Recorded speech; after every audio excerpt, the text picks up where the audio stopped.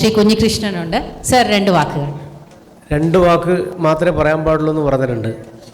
അപ്പോൾ പിന്നെ അവസാനിപ്പിക്കാമല്ലോ അല്ലേ? അവസാനിപ്പിക്കട്ടെ. അല്ല, സാറിന് 2 വാക്കെന്ന് പറഞ്ഞാൽ എത്ര വേണമെങ്കിലും ആവാം. ഞങ്ങളുടെ എല്ലാവരുടെയും മനസ്സിൽ എത്രയോ നാളായിട്ട് കുടികൊള്ളുന്ന ആ ഒരു ക്യാരക്ടറാണ് സാർ. Okay okay. നിങ്ങളെ പേരെന്താണ്? ഡോക്ടർ അശ്വതി. അശ്വതി. ഏത് ഹോസ്പിറ്റലിൽ വർക്ക് ചെയ്ത്? ഞാൻ general hospital Thiruvananthapuram. General hospital Thiruvananthapuram. Okay. നല്ല അനൗൺസറും കൂടിയാണ്. ഞാനൊരു സിനിമാ നടി കൂടിയാണ്. അതെ. ഏത് സിനിമയിൽ അഭിനയിച്ച്? സ്പിരിറ്റിൽ ഉണ്ടായിരുന്നു, നിഴലിലുണ്ടായിരുന്നു. അടിപൊളി. എന്നാ ഒരു കാര്യം ചെയ്യും, നിങ്ങൾ സംസാരിച്ചോ. പ്രിയപ്പെട്ടവരെ, എല്ലാവർക്കും നമസ്കാരം. നമ്മുടെ ഫൈസലോട് പോയി. ഫൈസലാണ് കഴിഞ്ഞ ദിവസം പ്രസ് ഫോറത്തിൻ്റെ ഒരു പരിപാടിക്ക് നമ്മളെ MLA പങ്കെടുക്കേണ്ടതായിരുന്നു. പക്ഷേ അന്ന് അദ്ദേഹം തിരക്കിലായതുകൊണ്ട് പങ്കെടുത്തില്ല. കമ്പോലിക്കാൻ നമ്മളോട് മത്സരിച്ച തോക്കുമെന്ന് മനസ്സിലാക്കിയിട്ട് MLA നേരത്തെ തന്നെ ഒഴിവായി. പക്ഷെ എന്നിട്ട് നമ്മൾ തോറ്റു. അപ്പോൾ അന്നാണ് ഫൈസൽ ഈ പരിപാടി ഉള്ളതായിട്ട് ഇവിടെ പറഞ്ഞത്. വളരെ സന്തോഷമുണ്ട് ഈ പരിപാടിയിൽ പങ്കെടുക്കാൻ വേണ്ടി കഴിഞ്ഞതിൽ. ഇതിൻ്റെ പേര് ഷെയ്പ്പപ്പ് എന്നാണ്. ഇതൊരു അസുഖമല്ല എന്നാണ് എൻ്റെ ഒരു വ്യക്തിപരമായ അഭിപ്രായം. ഡോക്ടർമാർ എന്താണ് പറയുന്നത് എനിക്കറിയില്ല. തടി അല്ലെങ്കിൽ പൊണ്ണത്തടി അല്ലെങ്കിൽ ഭാരം കൂടുക പറഞ്ഞത് ഒരു അസുഖമായിട്ട് കണക്കാക്കേണ്ടതില്ല. പക്ഷെ എന്നാൽ പോലും നമ്മൾ ശ്രദ്ധിക്കേണ്ട പ്രധാനപ്പെട്ട ഒരു കാര്യം കൂടിയാണ്. രോഗിയല്ല എന്ന് നമ്മൾ പ്രത്യേകം മനസ്സിലാക്കുക. ബഹുമാനപ്പെട്ട MLA പ്രിയപ്പെട്ട എന്നെ നെല്ലിക്കുന്ന അവർ കൂടെ പറഞ്ഞ എല്ലാ നല്ല വാക്കുകൾക്കും ഒരുപാട് സന്തോഷമുണ്ട്. അദ്ദേഹത്തെ പോലൊരു MLA ഈ സിനിമ കാണുകയും സിനിമയെക്കുറിച്ച് വ്യക്തിപരമായി എന്നോട് തന്നെ പലപ്പോഴായി അഭിപ്രായം പറഞ്ഞിട്ടുള്ള ഒരാളുമാണ്. പല MLA-മാർക്കും സിനിമ കാണാനൊന്നും സമയമുണ്ടാവാറില്ല. പക്ഷേ തിരുവനന്തപുരത്ത് നിയമസഭാ സമ്മേളനം നടക്കുമ്പോഴാണ് മിക്കവാറും MLA-മാരൊക്കെ സിനിമ കാണുക. കാസർഗോഡ് നിന്ന് ചിലപ്പോൾ സിനിമ കാണാൻ പറ്റിയെന്ന് വരില്ല. നിയമസഭാ സമ്മേളനം കഴിഞ്ഞ് ചിലപ്പോൾ ഒഴിവ് സമയങ്ങളിലാണ് MLA-മാരൊക്കെ സിനിമ കാണുക. അങ്ങനെ സിനിമ കണ്ട പല ആളുകളുണ്ട്. ഈ സിനിമ ഹിറ്റാവാനുള്ള പ്രധാനപ്പെട്ട കാരണം എന്ന് പറഞ്ഞാൽ കാതോട് കാതോരം എന്ന സിനിമയിലൊരു പാട്ടാണ് ആദ്യം പുറത്തുവിട്ടത്. ആ പാട്ട് ഞാൻ പാടും, ഡോക്ടറെ സഹിച്ചോളണം. അതെ, സഹിക്കാൻ തയ്യാറാണ്. ആ പാട്ടിതാണ്: ദേവദൂതർ പാടും ഈ ഒലീവിൻ പൂക്കൾ ചൂടിയാടും നിലാവിൽ. ദേവദൂതർ പാടി ഈ ഒലീവിൻ പൂക്കൾ ചൂടിയാടും നിലാവിൽ. ഈ പാട്ട് ഹിറ്റായപ്പോഴാണ് ആളുകൾ ഈ സിനിമ കാണണം തീരുമാനിച്ചത്. അങ്ങനെ സിനിമാ തിയേറ്ററിൽ പോയപ്പോൾ ഈ പറഞ്ഞ അന്നത്തെ ദിവസം ദേശാഭിമാനിയും മറ്റു പത്രങ്ങളിലൊക്കെ വന്നൊരു വാർത്ത പറഞ്ഞാൽ തിയേറ്ററിലേക്കുള്ള വഴികളിലെല്ലാം കുണ്ടും കുഴിയും ഉണ്ട്, അതുകൊണ്ട് തിയേറ്ററിലേക്കാരും വരാതിരിക്കരുത് എന്നാണ് ആ ഒരു പരസ്യവാചകം. ആ പരസ്യം കണ്ടിട്ട് വലിയ വിവാദം ഉണ്ടായി കേരളത്തിൽ. അന്ന് CPM-ൻ്റെ സംസ്ഥാന സെക്രട്ടറി കോടിയേരി ബാലകൃഷ്ണനോട് പത്രക്കാർ ചോദിച്ചപ്പോൾ പറഞ്ഞു, സിനിമയുടെ വഴിക്ക് പോവും, റോഡിൻ്റെ വഴിക്കും പോകുന്നതാണ് അല്ലേ. അതേപോലെ മുഹമ്മദ് റിയാസ് മിനിസ്റ്ററും പറഞ്ഞത് തന്നെയാണ്. അപ്പോൾ എന്നോടും ഈ ആളുകൾ ചോദിച്ചിരുന്നു, എന്താണ് വരാൻ കാരണം, ഇടതുപക്ഷം ഭരിക്കുമ്പോൾ ഇങ്ങനെ റോഡിൽ കുണ്ടും കുഴിയുണ്ട് എന്ന വാർത്ത കൊടുക്കാൻ വേണ്ടി. പക്ഷേ ഇതിലെ സിനിമയിലെ യഥാർത്ഥ വസ്തുത എന്ന് പറയുന്നത് ഷുക്കൂർ വക്കീലോട് പറയുന്നുണ്ട്. ജഡ്ജി ഷുക്കൂർ മന്ത്രി പ്രേമന ഹാജരാക്കണം എന്ന് പറയുന്നുണ്ട്. അപ്പോൾ ഷുക്കൂർ വക്കീൽ, സാർ അദ്ദേഹത്തിന് നടുവേദനയാണ്. എന്ത് നടുവേദനയോ? നാട്ടിലെല്ലാം കല്യാണത്തിന് വന്നിട്ട് കല്ലിടാൻ വേണ്ടി പോകുന്നില്ല, ഇലക്ഷൻ പ്രചരണത്തിന് വന്നിട്ട്. അന്നേരം നടുവേദന ഇല്ല. ഓൻ്റെ ഓള് പെറ്റി കിടക്കുന്നത് എൻ്റെ ഓൻ വന്നിട്ടേ 9 മാസം ചെറുപ്പക്കാരത്തിൽ പെണ്ണി കോടതിയിൽ ഇറങ്ങിയില്ല. എന്നേരം ഒന്നുമില്ലാത്ത എന്തിതാണ് നിൻ്റെ മിനിസ്റ്റർക്കുള്ളത്? സാർ, അദ്ദേഹം മിനിസ്റ്ററാണ്. എന്ത് മിനിസ്റ്ററോടോ? മിനിസ്റ്ററുടെ നിയമസഭയിൽ അയാളുടെ പ്രതിയാണ്. അറസ്റ്റ് ചെയ്ത് ഹാജരാക്കണോ?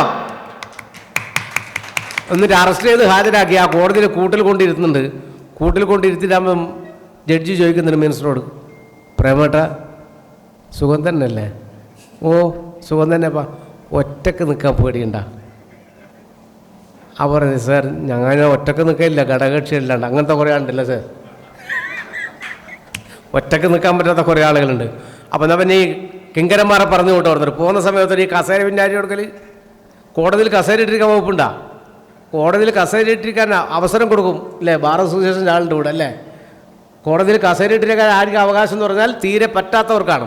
അല്ലാതെ ഒരാൾക്കും ഞാൻ കാസർഗോഡിൻ്റെ MLA എന്നെ നെല്ലിക്കുന്നെന്ന് പറഞ്ഞാൽ കോടതിയിൽ കസേര കൊടുക്കുമോ? ഒരു രക്ഷയുമില്ല. ഇനി ഞാൻ സിനിമയിൽ അഭിനയിച്ച ആളാണെന്ന് പറഞ്ഞാൽ കോടതിയിൽ പോയ സിനിമ കസേര തരുമില്ല. അപ്പോൾ ആർക്കും അങ്ങനെ കസേര ഇട്ടിരിക്കാൻ പോകില്ല, അവിടെ കസേര എടുത്ത് പോയിക്കോ എന്ന് പറയുന്നുണ്ട്. അപ്പോൾ ഇത് നമ്മുടെ കാസർഗോഡ് ജില്ലയിലെ അല്ലെങ്കിൽ കണ്ണൂർ ജില്ലയിലെ ഒരു സ്ലാങ്ങാണ്. അത് ഏറ്റവും നന്നായി അവതരിപ്പിക്കാൻ വേണ്ടി കഴിഞ്ഞു. ആ സിനിമ ഹിറ്റായതുകൊണ്ടാണ് നേരത്തെ പറഞ്ഞതുപോലെ ഇപ്പോൾ ഒരു 10-23ഓളം സിനിമകൾ, ഇപ്പോൾ ഇവിടെ വരാൻ വേണ്ടി പോകുന്ന രാജ്മോഹൻ ഉണ്ണിത്താൻ 20 സിനിമകളിൽ അഭിനയിച്ചിട്ടുണ്ട്. ഞാൻ 23ാമത്തെ സിനിമയിൽ ഇപ്പോൾ അഭിനയിച്ചു.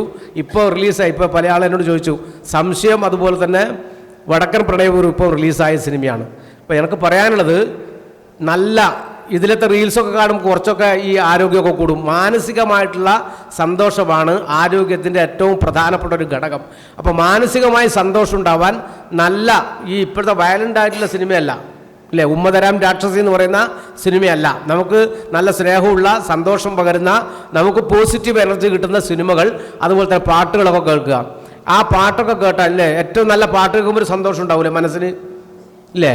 മാണിക്യ മലരായ പൂവി മഹദിയാം ഖദീജ ബീവി മക്ക എന്ന പുണ്യനാട്ടിൽ വിലസിടും നാരി വിലസിടും നാരി.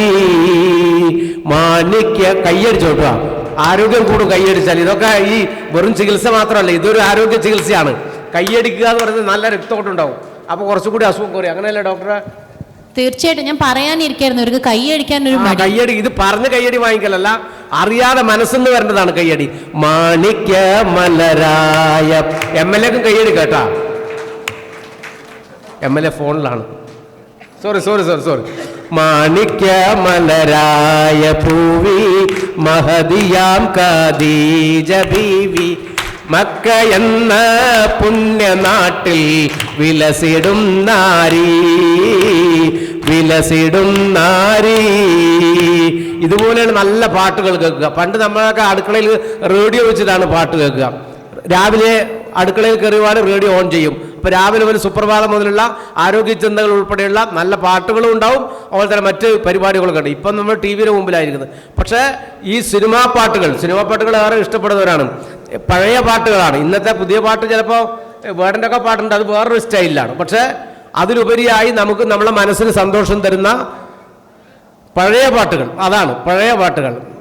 ആ പഴയ പാട്ടിലൊരു പാട്ട് ഞാൻ പാടാം.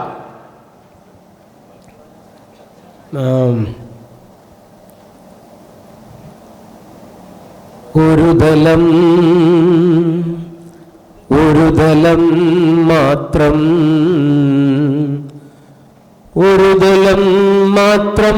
വിടർന്നൊരു ചെമ്പനെ മുകുളമായി നീ എൻ്റെ മുന്നിൽ നിന്നു.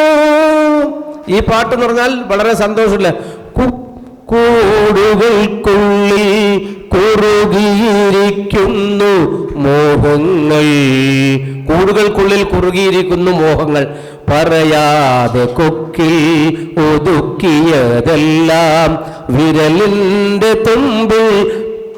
ഈ പ്രേമിച്ച പെണ്ണിനെ കാണുമ്പോൾ എല്ലാം പറയണമെന്ന് തോന്നി. അടുത്ത് വന്നപ്പോൾ കൂടുകൾക്കുള്ളിൽ കുറുകിയിരിക്കുന്നു മോഹങ്ങൾ, എന്നിട്ടോ പറയാതെ കൊക്കിൽ ഒതുക്കിയതെല്ലാം വിരലിൻ്റെ തുമ്പിൽ തുമ്പി നിന്നു.